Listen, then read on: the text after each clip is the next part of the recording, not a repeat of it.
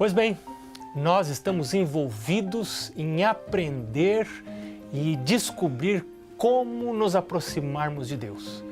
Porque o Senhor Jesus promete aqui em Mateus capítulo 6, verso 33, buscai, pois, em primeiro lugar o seu reino e a sua justiça, e todas as outras coisas vos serão acrescentadas. Aqui está um moto de vida, um propósito de vida, um princípio de vida, um alvo de vida. Em lugar de correr atrás das outras coisas, em lugar de correr atrás de casa, de roupa, de dinheiro, de emprego, de estudos, de posições, eu preciso focar a minha vida, centrar a minha vida na minha busca por Deus. E o resultado disso, a promessa de Deus é que, se eu fizer isto, todas as outras coisas me serão acrescentadas. No programa anterior, e se você está assistindo pela primeira vez o programa Lar e Família, seria interessante você ver os programas anteriores, porque, como eu ia dizendo, no programa anterior e nos outros, nós estudamos um pouquinho sobre o processo de formação de hábitos. É muito importante nós aprendermos a formar hábitos, porque quando buscarmos ao Senhor de maneira rotineira, de maneira habitual, então nós começaremos a ver estes resultados na nossa vida. Todas as outras coisas nos serão acrescentadas. Mas se a busca de Deus, a busca por Deus, eu digo, for apenas casual, for intermitente, ela não for todos os dias, na primeira hora do dia, porque Jesus diz aqui, em primeiro lugar, então ela não terá a influência suficiente sobre a minha vida para transformá-la, para que o Senhor possa cumprir a sua promessa, que diz que todas as outras coisas vos serão acrescentadas. Eu estava pensando em acrescentar mais um dado a esse seu esforço em direção a formar hábitos. Se você está nessa luta, estamos juntos, porque esta também é a luta da minha vida. Eu compreendo que disto depende o meu relacionamento com Deus. Formar hábitos corretos de busca por Deus. Mas por falar em formar hábitos, o que fazemos para perder maus hábitos?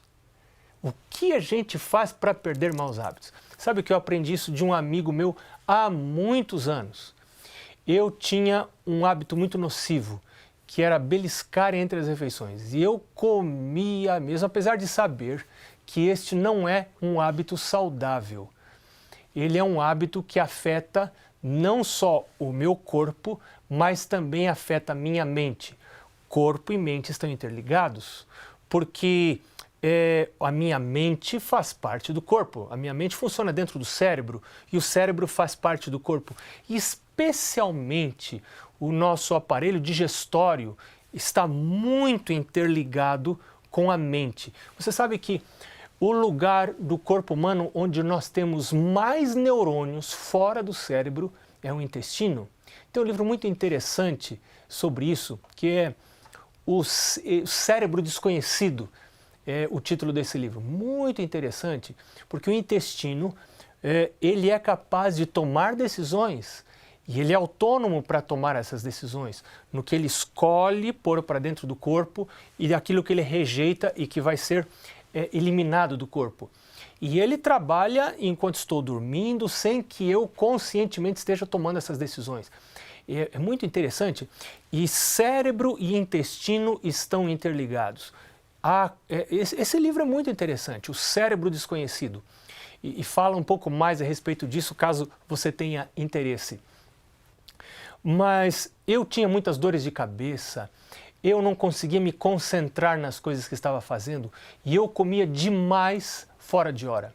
Então um amigo meu, percebendo a minha luta, me disse uma coisa muito interessante. Porque eu esqueci de contar que eu comia porque eu obedecia às dicas para comer fora de hora. Muitas vezes a dica era o cheiro de um sanduíche que subia lá da cantina da faculdade onde eu estudava. Vinha o cheiro no meio da manhã, eu já havia tomado café, estava alimentado, estava nutrido, não precisava de nutrição.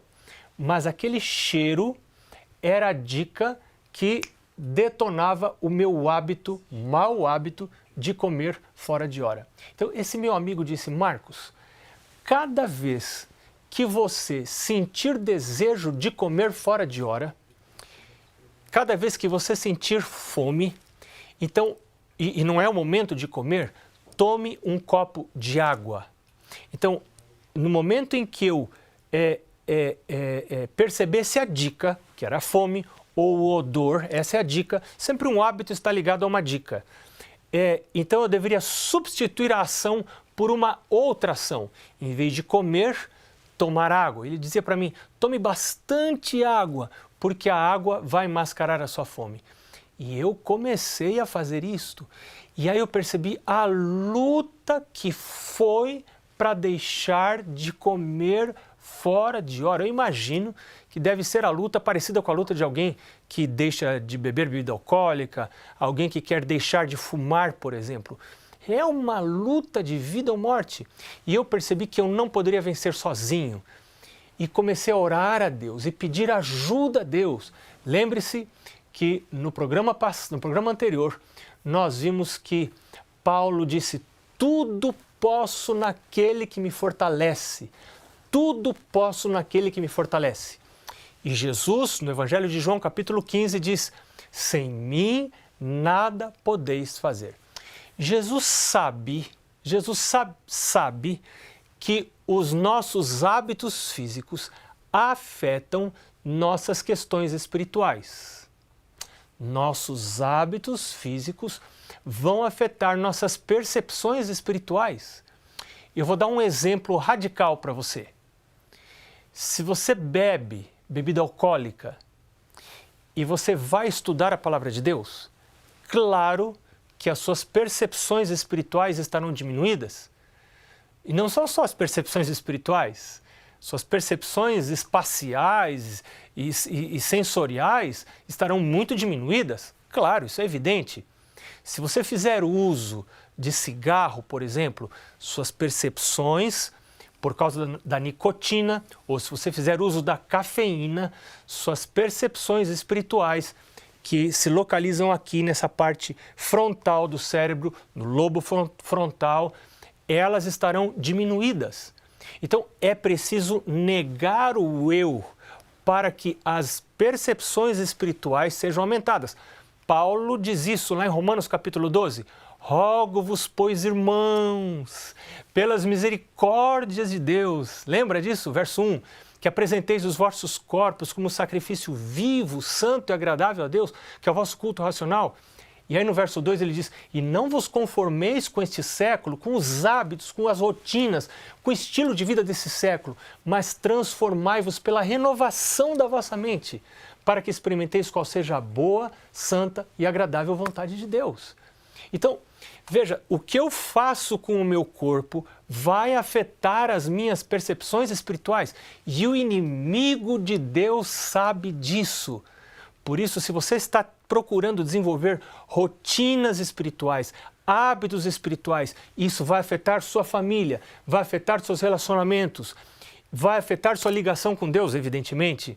Então você precisa também estar atento aos hábitos físicos, o que você faz com o seu corpo, ser temperante. Veja que coisa interessante. Eu li este livro, Conselhos sobre o Regime Alimentar. Este é um livro interessantíssimo. Este livro, para você que está interessado nesse tema da relação entre os hábitos físicos, entre a alimentação e vida espiritual, como uma questão afeta a outra, você deve ler esse livro. Você pode conseguir esse livro em www.cpb.com.br. Interessante que nesse livro, a autora, que é Ellen White, ela diz que, olha, veja só, que a tentação diante da qual caíram os nossos pais lá no Éden, qual foi? Você lembra? Você lembra? Foi a tentação do apetite. O inimigo aproximou-se do primeiro par de Adão e Eva, do casal, estavam casados, ele aproximou-se deles através do apetite. Sabe que algumas famílias podem estar tendo problemas nos seus relacionamentos por causa dos seus hábitos físicos, dos seus hábitos alimentares. E esse livro apresenta uma proposta natural, baseada lá na proposta de Deus que está no Jardim do Éden. Que tipo de comida é ideal para que eu me alimente, para que a minha mente esteja clara, para perceber a vontade de Deus? Eu recomendo de fato a você a leitura desse livro. Depois a autora diz outra coisa muito interessante. Ela diz que, olha, veja a coincidência, que a primeira tentação de Jesus, lá no deserto da tentação, foi a tentação com o apetite, relacionada ao apetite. O inimigo disse para ele, olha, você pode fazer com que estas pedras se tornem em pão. Jesus estava jejuando por 40 dias. Agora, imagina se Jesus não estava com fome. Mas para Jesus, a fome não era suficiente para que ele tomasse a decisão de comer. Jesus queria ser dirigido pelo Pai e não pelo inimigo. Então, mas enfim, não vamos falar mais sobre esse assunto, porque não é o tema de hoje, mas de qualquer maneira entramos nele porque está relacionado com isso que nós estamos buscando, procurando, que é o reino de Deus, que é colocar em primeiro lugar o reino de Deus. Junto com a formação de hábitos espirituais, é necessário então haver o cuidado com meus hábitos físicos. E eu quero sugerir a você,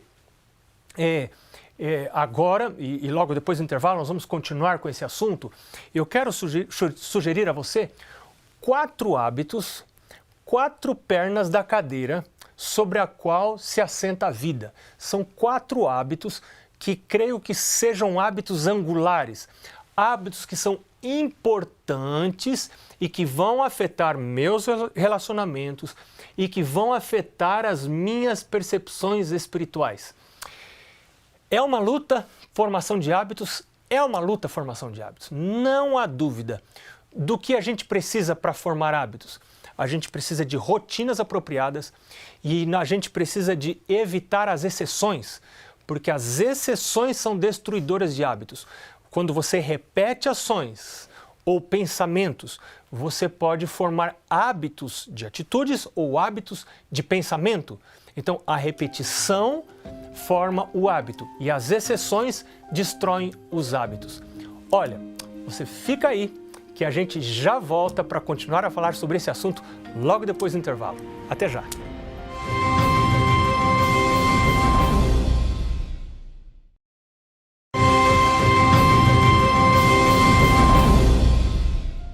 Bem, eu acredito que você não está assistindo a este programa aqui na Novo Tempo por acaso. Você está atendendo um convite de Deus. Deus chamou você. Deus trouxe você aqui.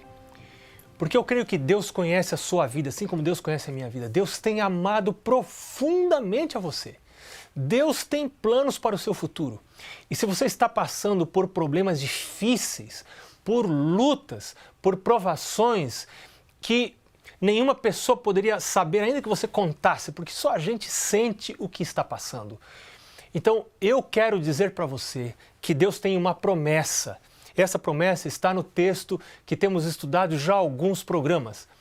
E não é só uma promessa, é um estilo de vida. Aqui no verso 33 do capítulo 6 do Evangelho de São Mateus, Jesus está dizendo: buscai, pois, em primeiro lugar o reino de Deus e a sua justiça, e todas estas coisas vos serão acrescentadas. E eu estava dizendo no primeiro bloco que este é o desafio da minha vida. É o desafio de buscar ao Senhor em primeiro lugar. Porque o inimigo de Deus sabe disso.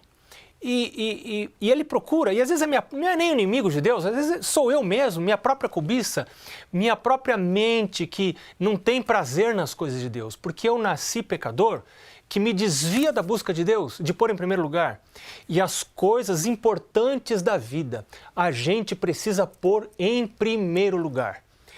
No primeiro bloco, eu disse a você que eu falaria de 4 hábitos angulares que são muito importantes para esse processo da busca de Deus. e que têm sido importantes para mim. Eu tenho procurado manter esses 4 hábitos. Eu considero como sendo 4 pernas da cadeira sobre a qual se assenta a vida. Eu acho que um desses hábitos é o hábito de dormir, de descansar de maneira apropriada. Você tem o descanso diário, que é dormir entre 7 e 8 horas por noite para nós adultos, né? E você tem o descanso semanal, que é separar um dia para ir à presença de Deus. Nós vamos falar sobre ele mais à frente. Mas esse descanso diário, que é o sono, ele é muito importante, porque como você vai buscar ao Senhor na primeira hora do dia, a sua mente precisa estar clara, limpa, disposta a absorver as bênçãos que vêm de Deus, as informações que você vai obter da sua palavra. Então você precisa desenvolver rotinas para dormir. E o meu sono não pode estar, o meu ato de ir para a cama, melhor dizendo, não pode estar vinculado ao meu sono. Eu devo ter hora determinada para deitar. Você tem hora determinada para deitar? Ou você é daquelas pessoas que esperam até que o sono chegue? Eu quero dizer para você que é uma delícia ir para a cama sem sono, especialmente se o casal faz um acordo para se deitar junto. Isso é importante, sabe? Essa hora da cama, antes de dormir, é extremamente importante para a manutenção e fortalecimento do vínculo do casal. É fundamental, nesse momento o casal vai aumentar a sua intimidade, vai pôr a conversa em dia. Pode ser também o momento da intimidade sexual do casal, mas é importante que o casal vá para a cama cedo. Logo, tem um horário determinado, forme uma rotina, um horário para ir deitar e um horário para sair da cama. Esse horário de deitar, como nós vimos em programas anteriores, ele afeta diretamente a qualidade da minha comunhão com Deus, a minha busca por Deus. E você note que ultimamente existe um esforço orquestrado, e a gente sabe de quem, para que as principais atrações que movem a vida das pessoas estejam colocadas para cada vez mais tarde. Há alguém que sabe que você precisa deitar cedo, que você precisa ter um sono restaurador para que a sua criatividade seja melhor, para que as suas percepções espirituais, o seu lobo frontal esteja apto para perceber as coisas morais, as questões morais e espirituais. Então, eu creio sim, que existe uma estratégia orquestrada por parte do inimigo de Deus, porque a nossa luta não é contra a carne nem contra a sangue, é contra as potestades espirituais do mal. Então, há essa estratégia orquestrada para que para que nos force a dormir cada vez mais tarde. Mas nós cristãos vivemos na contracultura, nós estamos contra a maré, nós somos a contracultura. Nós queremos viver como Cristo vivia, nós queremos imitar a vida lá do Éden também. Note que no Éden não havia luz elétrica. Adão e Eva, ali quando se punha o sol, e na média do ano o sol se põe na maior parte das regiões por volta das 6 da tarde, se você fizer a média dos horários de pôr do sol. E quem tem sono a essa hora? Mas a luz apagava lá no Jardim do Éden e Adão e Eva ficavam juntos. E eles tinham que arrumar alguma coisa para fazer. Isto, com certeza, ajudava a aprofundar a sua intimidade. Então, esse momento do sono, a rotina do sono é muito importante para o que vai acontecer de manhã, que é a coisa principal da minha vida, que é a busca por Deus. Então, eu preciso dormir, porque com sono eu vou ter menos disposição para levantar. E se levanto, vou ter muito menos disposição para manter comunhão com Deus, para passar tempo em oração, para ler a sua palavra. É por isso que eu preciso desenvolver rotinas de sono. Então esta é a primeira rotina. A segunda rotina que sustenta a minha vida é a rotina de alimentação. Eu preciso comer. Esta é a primeira regra de alimentação, é comer e comer a intervalos regulares, não sem nada entre as refeições. É isso que me diz esse livro aqui, muito interessante, vale a pena a leitura, o livro Conselhos sobre o Regime Alimentar. Deve haver um espaço de mais ou menos 5 horas entre cada refeição, diz esse livro. Claro, se você estudar a fisiologia do que acontece aqui dentro, você vai ver que o estômago precisa, há todo um processo que precisa terminar, haver um descanso de todo esse aparelho digestório para que você possa receber uma nova provisão de alimentação.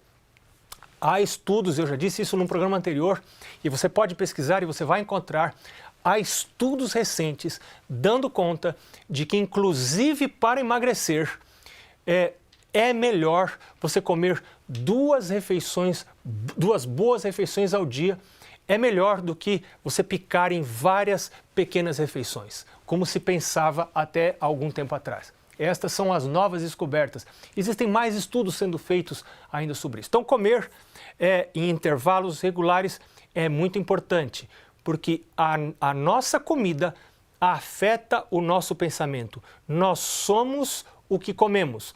O que comemos afeta nossas percepções morais e espirituais. Terceiro hábito angular, hábito muito importante para a minha vida espiritual, vai afetar a minha vida espiritual, é o hábito de exercício físico.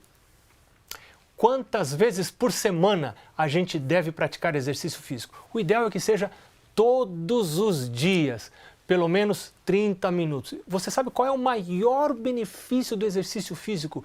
É o oxigênio que você recebe. Esse oxigênio vai ajudar a você ter uma mente mais clara, você ter mais disposição para viver. O exercício físico produz endorfinas, ajuda a produzir serotonina, o hormônio da esperança, vai ajudar você a ter mais disposição. E sabe de uma coisa? Durante as suas caminhadas, você pode orar. Procure caminhar num lugar que não tenha muita movimentação, se isto é possível. E aí você aproveita para orar, já adiantar a sua oração intercessora por pessoas que você conhece, a sua listinha de pessoas por quem você ora.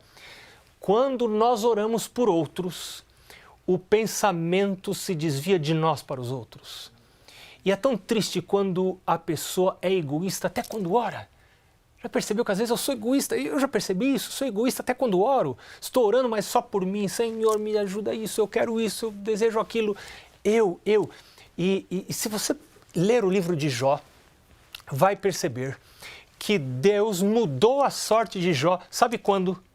Quando Jó orava pelos seus amigos. Você está passando por problemas difíceis em casa, você está passando problemas com os filhos, você está passando problemas no seu casamento, comece a orar por outras pessoas, especialmente pelas pessoas com quem você está tendo problema. A oração tem muito poder. Deus tem muito poder e esse poder é manifestado quando nós oramos. E qual é o quarto hábito, então, angular? O quarto hábito é o hábito de buscar ao Senhor pela manhã, colocar ao Senhor em primeiro lugar e depois sair para o dia na presença do Senhor. Hábitos tornam a nossa vida mais fácil. Nós formamos hábitos quando estabelecemos rotinas apropriadas, quando repetimos ações ou repetimos pensamentos. As exceções eliminam os hábitos. É muito importante manter estas rotinas e não abrir exceções, não condescender, porque cada vez, por exemplo, se o hábito é a leitura da Bíblia, o hábito é buscar ao Senhor em primeiro lugar no dia, cada vez que você lê a Bíblia, que você vai ao Senhor em oração, dobra os seus joelhos para orar, passa tempo na presença do Senhor, cada vez que você faz isso, será mais fácil fazer no dia seguinte, porque esse hábito é fortalecido com a prática. Mas cada vez que você abre uma exceção, que por alguma circunstância você deixa de buscar ao Senhor de manhã, de dobrar os seus joelhos, de orar ou de estudar a sua palavra, mais difícil será você repetir isto no dia seguinte. Então é muito importante vigiar sobre os hábitos, porque nós já vimos em programas anteriores que o conjunto de hábitos é o que forma o caráter. As rotinas repetidas formam os hábitos. o conjunto de hábitos vai formar o caráter e é o caráter que nós vamos levar para o céu. Hábitos corretos, hábitos puros, hábitos santos darão um caráter santo. Hábitos incorretos, ímpios, impuros darão um caráter ímpio. Deus está nos chamando. Deus está chamando a você e a mim. Deus está preparando uma geração. Jesus está voltando. Deus está chamando homens e mulheres como aqueles da palavra de Deus, que reconhecem que são pecadores, mas precisam da ajuda de Deus para formar bons hábitos. Jesus disse, sem mim nada podeis fazer. Mas Paulo disse, tudo posso naquele que me fortalece. Deus abençoe a você. Em Jesus você pode. E em Jesus eu posso. Nós podemos. Deus te abençoe e nos vemos no próximo programa.